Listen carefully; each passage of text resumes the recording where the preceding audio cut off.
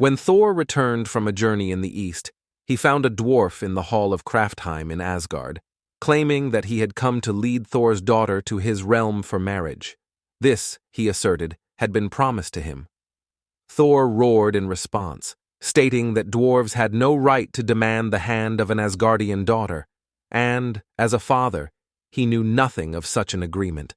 This dwarf had forged special weapons for other Asgardians, and in return, Thor's daughter had been secretly promised to him.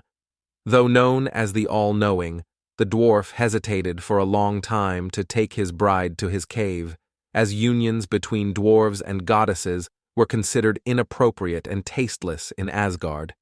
Only when discord arose among the Asgardians did the dwarf dare venture into Asgard, despite his fear of the hammer Mjolnir. However, Thor did not reach for the weapon's handle and promised the dwarf his daughter if he could answer all of his questions. The wise dwarf, who considered himself more cunning than Odin, was confident of his victory. One of Thor's many questions was, "Where does the wind, which humans can never see, come from?"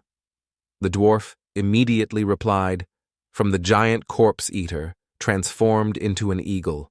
When he spreads his wings, he stirs the winds."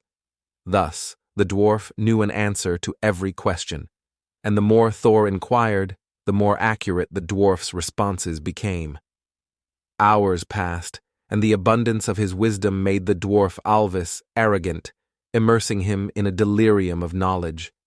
However, he overlooked the dawn breaking over the night.